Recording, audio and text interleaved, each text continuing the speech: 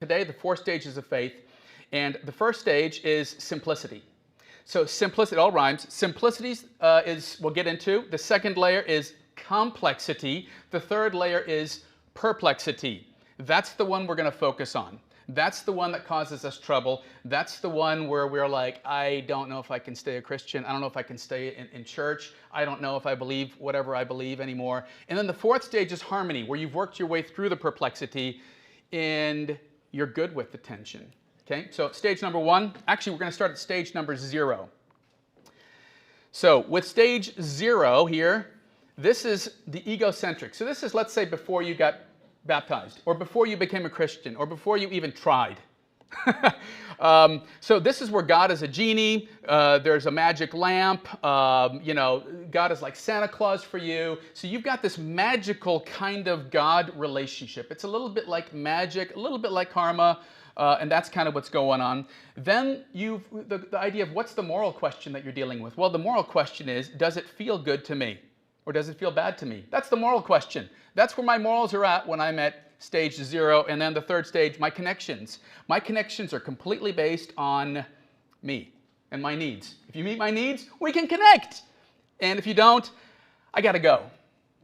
Simplicity is our next layer here, our next stage. Stage number 1, that's a 1 on the right side of the screen. People tell me they couldn't see that. But anyway, it's a 1. And simplicity is really highlighted by the concept of dualism, A versus B, black versus white, etc. And clarity is a very important concept here. We're going to look at a bunch of aspects now, and we're going to look at these same aspects, these 8 aspects for all 4 of these stages. So the first stage is authority, and I wish I had brought my reading glasses because I really can't read this small. This is actually a little bit more readable here. Authority. God is the ultimate authority. So when it comes to authority, stage number 1, that's really what it's about. There's authority figures. There's authority, people of authority in my life. My parents are my initial authority. There's teachers. And I need to stay in line. And if I follow the authority, everything's going to be just fine. The next thing is knowledge. Knowledge is clear. When you are in this simplicity, hey, everything's fine. It's black and white. It's clear. There's saved, there's lost. There's the things in the Bible, really, there's no problems. I don't see any problems with the Bible. The Bible has, is completely clear to me, and that's fine. That's good. Dualism is big. Right versus wrong, good versus bad. You're either in or you're out. You're for us or you're against us. And that's the problem with simplicity, is that it can be too much that I believe this now, this is good, therefore if you believe something different, that's bad. You are bad, and you need to become good. It's not you need to work on things, but no, you're bad, or I'm bad and I need to become good. Very black and white. Life is a war. Okay? So life is a war. It's a battle. We need to win. The believers. So 90% or 80%, whatever it is, some good portion of believers in all churches. I'm not talking, by the way, this is not about the ICOC. This is everybody. People in Christianity throughout the United States, about 80 to 90% are in this category of stage 1 simplicity. People are busy. They got a lot to do, got a lot to work on. Life is busy. I got my kids. I got my job. Let me just keep it simple. And oh my gosh, you want me to have a quiet time on top of that? Well, that's already kind of pushing and come to church every. That's okay. Now we're pushing. I don't have much left. So that's kind of where people are at. The identity. The identity is found in the leader or the group. So instead of, and we're not talking the leader being Jesus. We're talking the leader often being the minister, okay? And the group kind of being, this is what's important to me. And this layer does need to develop and understand that, yeah, it's good to get our identity in Jesus, but not necessarily in my leaders. They're helpful, but we can move on. So strengths. They're highly committed. They're willing to sacrifice. Okay, so that's good. Weaknesses. Sometimes they're realizing that other people need to be committed, and so they're willing to inflict that same suffering that they will take themselves. I'll suffer for the cause, and so I don't mind you suffering for the cause. In fact, I don't mind having some confrontation with you. So it can become a challenge with this, and people in simplicity, we can think, oh my gosh, that's terrible. Actually, I'll mention it later, 99% of mankind has been living in simplicity, and it's just fine. Simplicity is not bad.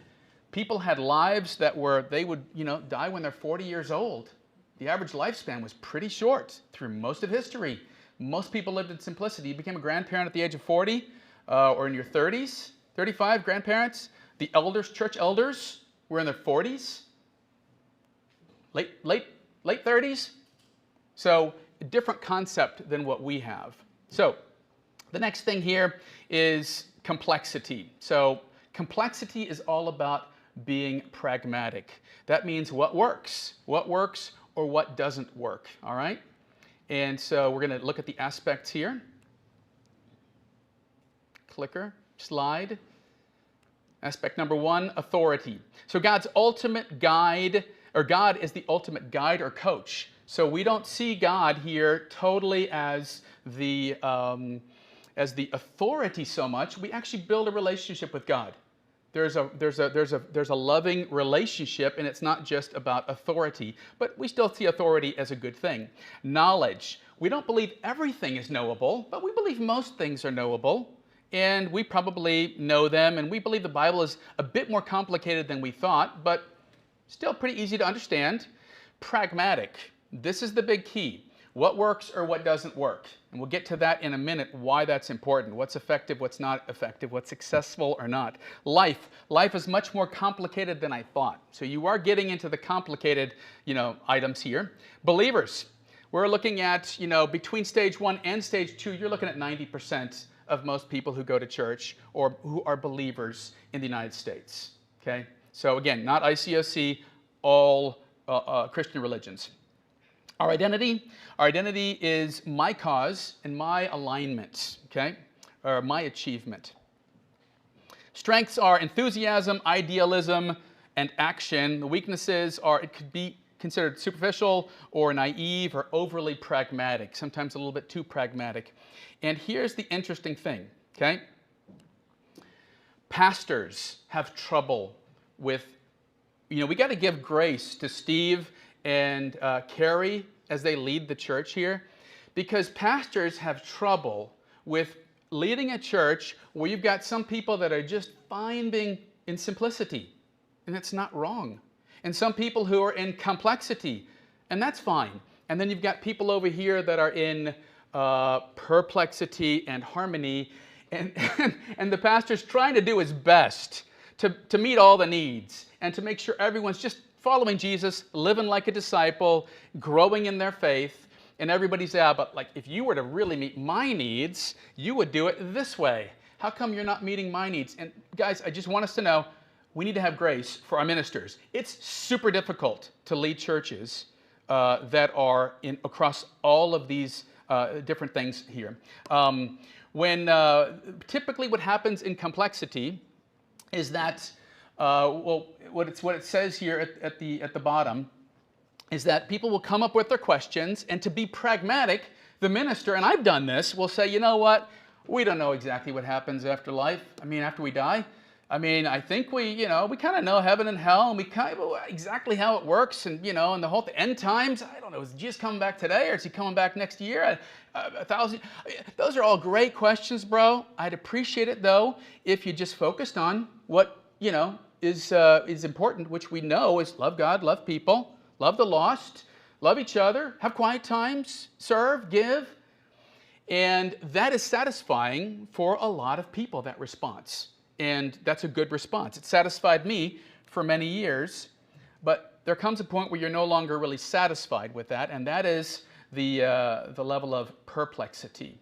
That's where you're not quite ready yet. And that's where a lot of people go into what's called deconstruction.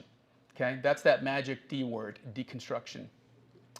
Not to be confused with destruction. Although a lot of people do assume it's the same thing. So here, let's look at the aspects of this one. Number 1, authority.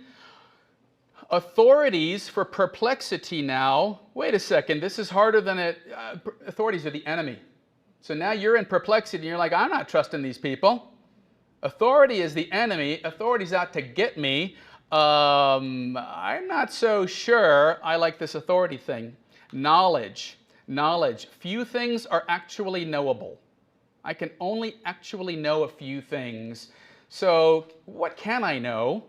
And you're in this state of confusion because all the stuff you thought you knew all of a sudden is falling apart, and you're having to face questions either internally or externally that you're not sure how to deal with.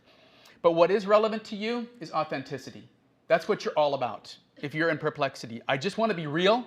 I want to look at all the facts. Let's keep it honest. Let's keep it real.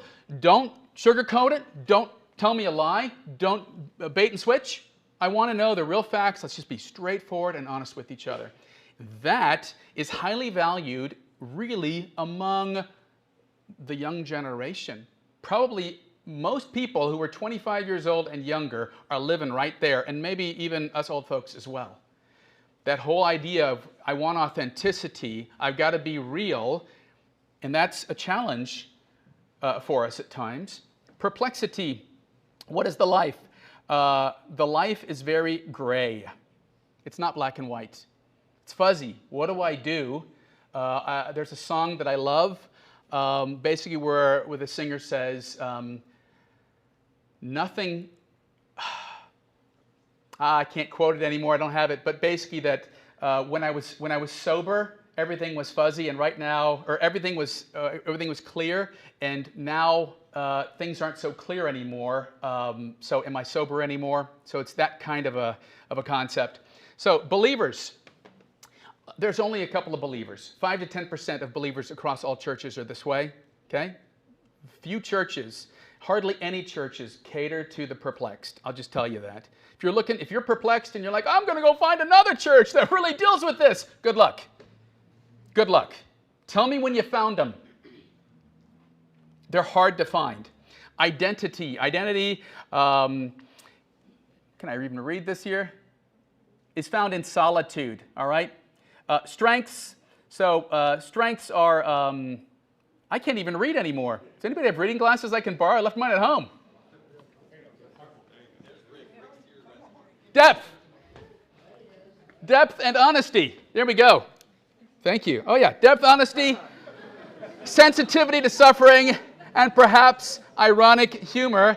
And they also say the ability, it's an eye, it affects your eyes. The weaknesses, cynical, uncommitted, withdrawn, critical, depressed, and elitist, right? So that's why you have the left saying to the right, oh my gosh, you're so judgmental, and maybe the right is very judgmental. I would agree with that. I think the right is judgmental, but then you got the left being judgmental back, but feeling better about it. And you have both sides saying, we're not judgmental, the other side is judgmental. So that's perplexity. Moving on. Oh yeah, the pastor's approach. Pastor's approach. Bro, I love you, but I'm going to have to ask you to stop talking about your doubts with others because you're hurting their faith. Otherwise, it'd be best for you to find another congregation. So that's kind of where the minister is stuck. If he's not wise and he doesn't know what to do, but he doesn't want to lose the whole flock to Johnny who's got all his questions and doesn't believe in hell anymore, okay, what can we do? So it's a challenge for these ministers. Step number 4, love rules rules. I was going to say love trumps rules, but I changed it to love rules rules, aka humility. Okay? Authority. Authorities are imperfect like me, sometimes doing their best, and at times dishonest, and at times misguided. So there's no longer authorities are evil. There's kind of like, you know what? They're trying their best. Some of them obviously are not trying their best. That becomes pretty clear. But people are trying, and we're going to honor the effort that we see. The next is knowledge. I won't know all the answers. Some things are known, many are mysteries. The Bible isn't perfect, and that's okay. Oh, now you just heard me say, yeah, the Bible's not infallible. Right here, these people are basically saying, yeah, the Bible's not infallible. Oh my gosh, you're saying there might be some things that disagree? Yes, I'll just say it. Matthew says there's 2 demoniacs. Mark says there's 1 demoniac. Which one's right? There are things in the Bible that don't agree with each other. But you can also say the Bible is perfect and doesn't have any contradictions because Mark wrote what Mark wrote and Matthew wrote what Matthew wrote. And there's an answer, by the way, to this question. I used to struggle with this exact question. In episode 16, we'll be dealing... No, it's coming up soon. We'll explain that one. Tension ability. This is what's important here. Tension. Answers versus trust. I may not have all the answers, but I do have trust. Love versus rules. There is no them or no other. You know when we're othering people? Harmony stops othering people. And then there's patience with everyone. So you're able to live in the tension, like what we talked about with Elisha and Naaman. You're able to accept the fact that, you know what, this answer isn't exactly what I don't know totally what to do with this. I do know there's God. I do know Jesus resurrected. I do know that I need to love people. You can simplify it, and I'm not saying run away from the questions and ignore them. You can still look for answers. Life. Life is a quest to follow the one new commandment. The one new commandment is John 13, 34 and 35, where he says, listen, I give you a new commandment. Sure, there's 613 or 611, depending on how you count, commandments in the Old Testament. I'm going to give you one new one. Yeah, there was 2 that were the greatest. We're even putting those aside. I'm going to give you one new one. Love one another. Yeah, but that doesn't say to love God. I tell you what, if you love one another, God's going to feel your love. God's going to feel your love.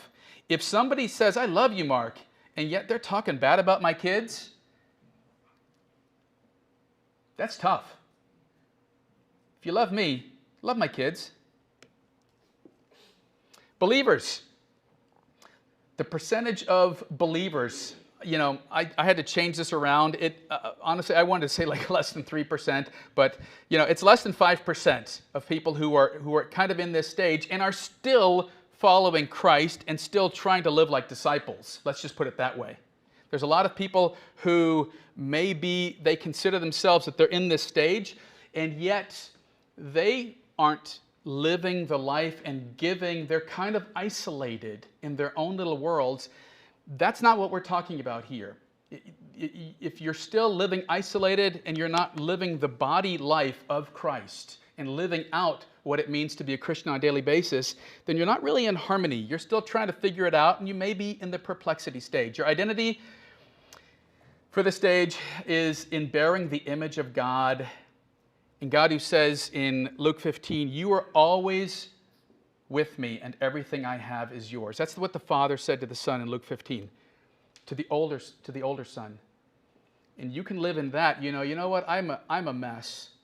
And if we all got up here and confessed with this, this brother who is super humble and read, and I mean, honestly, we could each one of us, do our story, and it would be, and it could even be humiliating if we were to really share everything.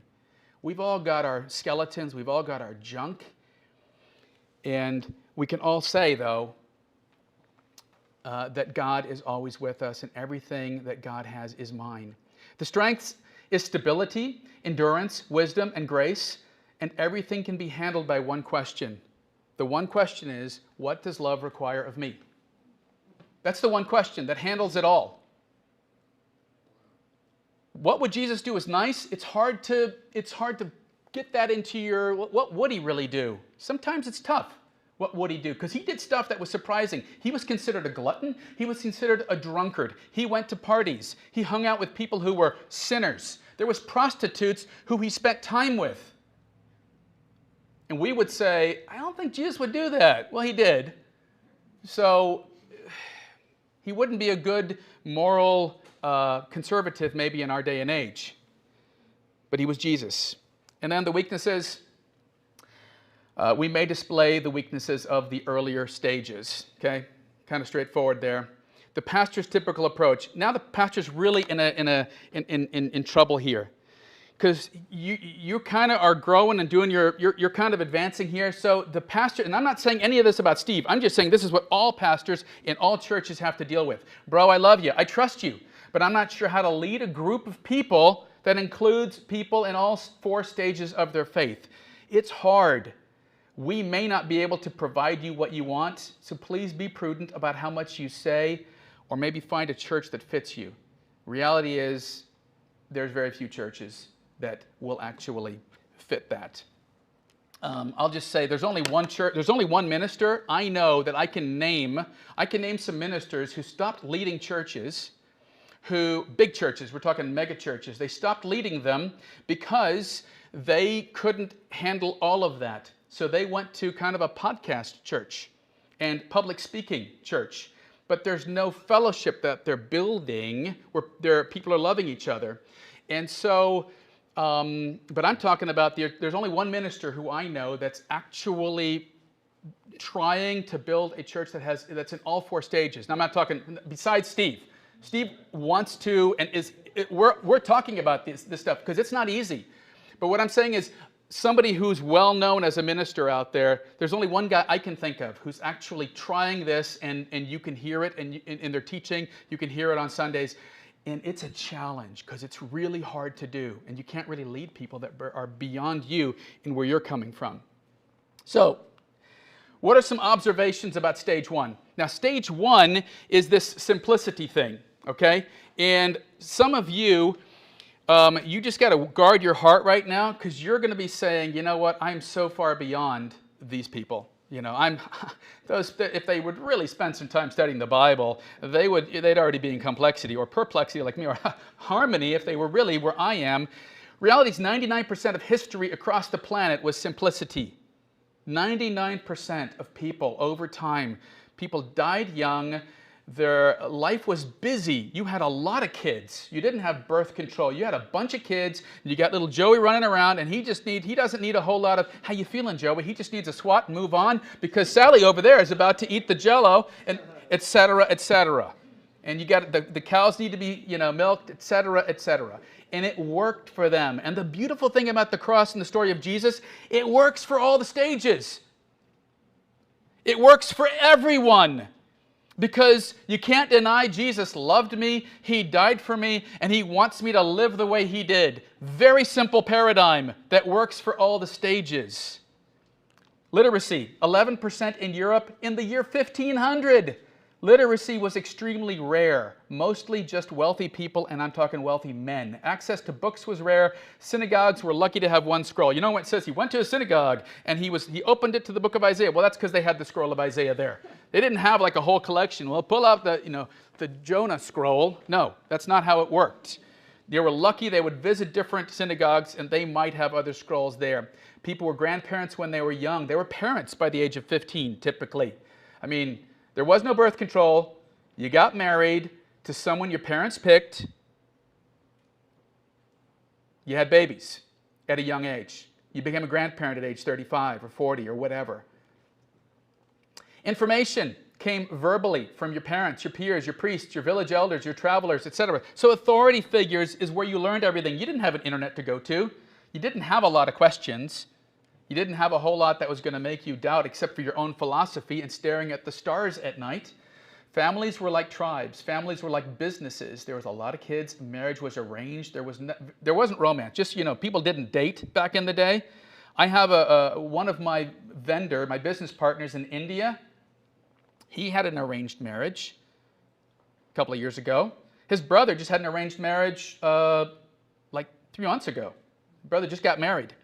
So arranged marriages are still commonplace around the world. You may think that's really weird, but America is just a tiny slice of this planet. And the Western Europe, same thing. There were high mortality rates for infants and for mothers. Life was short, life was busy. People had little energy and little attention to be able to seek the deeper truths that you're so proud of, that you figured out. I got this question about this thing in the Bible, and wait a second, if they did that in the Old Testament, and wait a second here. They didn't have time to think about that. They needed God in their life. They needed answers. They needed terrain. Observations in general about this. Pastors, it's nearly impossible to find examples of churches that help people in all 4 stages. Leaders. Leaders can seldom lead people in a stage beyond their own. Reality is, a lot of leaders are stuck in simplicity or stuck in complexity. And if they're in perplexity, they might stop leading. They might give up. They might not have people to go to themselves, or they might be so ashamed, I ought to have the answers. And if I'm struggling with my faith, ministers don't struggle with their faith.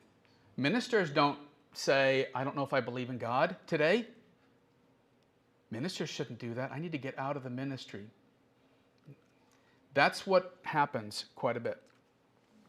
Three-nagers. What's a three-nager? A three-nager is somebody in stage 3. So stage 3 is tough on everybody, both the leaders and the followers. So you're not the only one struggling because the minister isn't addressing your needs right now.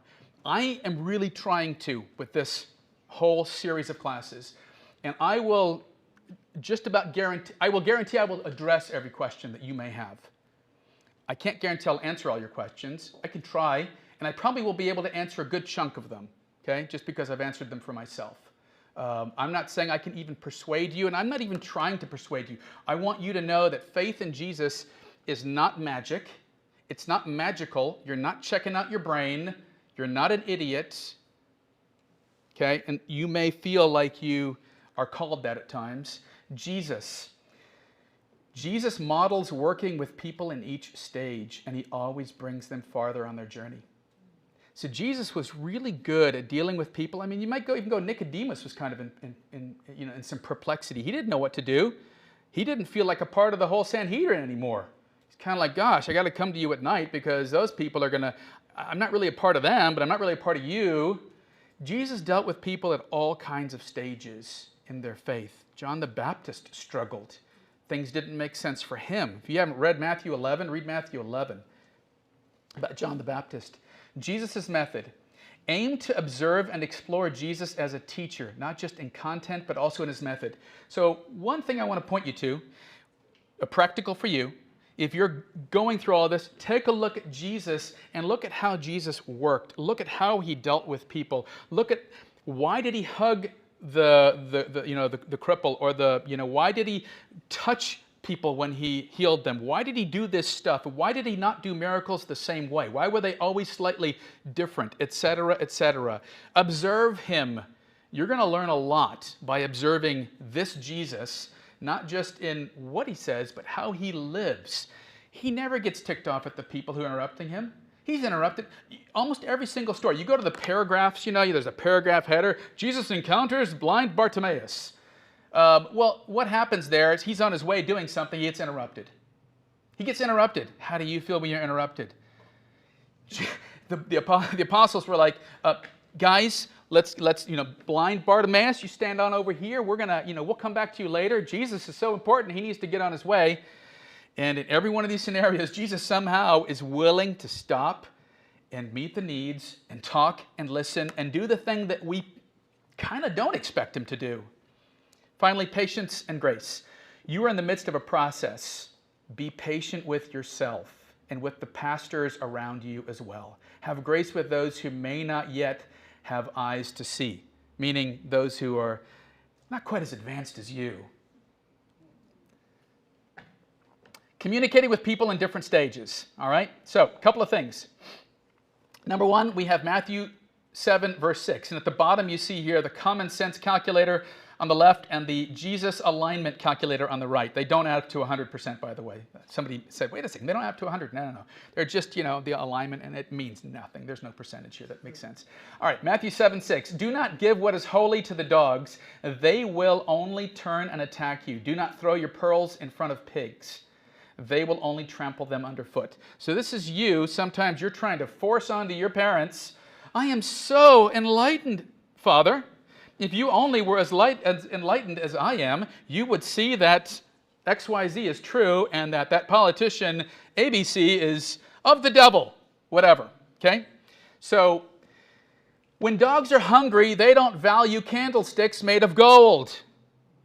They just want food. And you're throwing pearls before swine. You're throwing something of value, and you're wondering why they don't appreciate it. That's not what doesn't meet their need. Hungry pigs aren't feeling how deeply you sacrificed as you tossed them grandma's pearl necklace. I really am giving up a lot for you if you only knew what I'm sacrificing. They don't get it. They don't get it. So let's not go into battle. 2 Timothy 2 says, don't get involved in foolish, ignorant arguments that only start fights. A servant of the Lord must not quarrel, but must be kind to everyone, be able to teach, and be patient with difficult people. This passage describes Jesus. If you look at how he dealt with difficult people, he rarely yells at them. He often asks them questions, but he doesn't quarrel. Winning is not one of Jesus' frequently discussed attributes. Jesus was a winner. He was a winner. Let's be winners. Winning was not his thing. His thing was connecting, loving, listening. If you love somebody, set them free by entrusting them to the Lord. You don't have to control your children. They know you love them, listen to them. Set them free doesn't mean you don't try to influence them, but they're probably going to feel a lot more love from you and willingness to be open and discuss what they're really feeling if you listen and if you ask questions and if you really try to understand why. Why is it that you think that this guy is such a great, what do you like about this guy, etc., etc. So that's it for today.